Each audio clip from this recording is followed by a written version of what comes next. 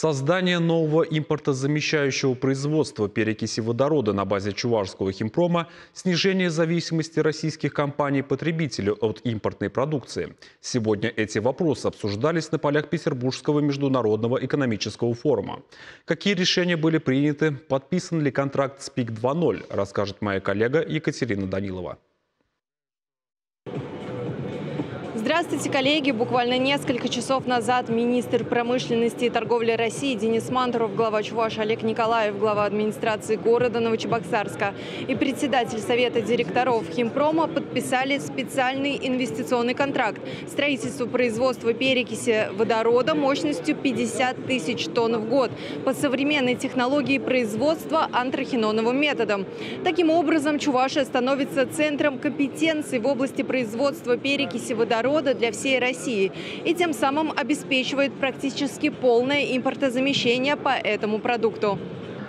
Поздравляем участников с подписанием контракта.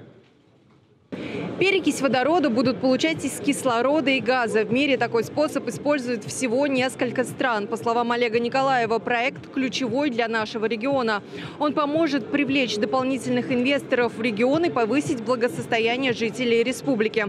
Напомню, завод «Волжская перекись» сейчас находится на этапе строительства, пока объект готов на 68%.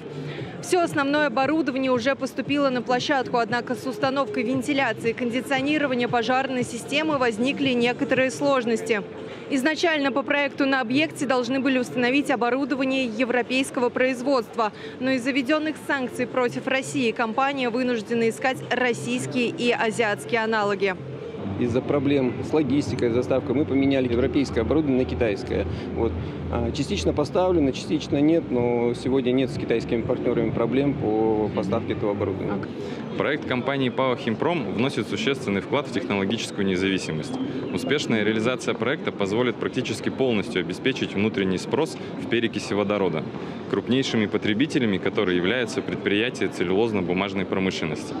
Производство создается по современной и эффективной технологии. Заключение с ПИКа позволяет проинвестировать более 9,5 миллиардов и создать 50 новых рабочих мест. Кроме того, вчера на полях форума было заключено еще одно важное соглашение для нашей республики о научно-техническом сотрудничестве между правительством Ульяновской области, Кабинетом министров Чувашской республики и Республикой Мордовия.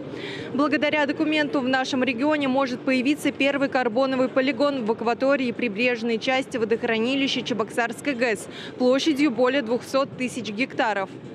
Реализация этого проекта не только позволит повысить качество окружающей среды, но и подготовить кадры для решения прикладных научно-технических задач в интересах развития отраслей науки и промышленности, связанных с декарбонизацией экономики регионов.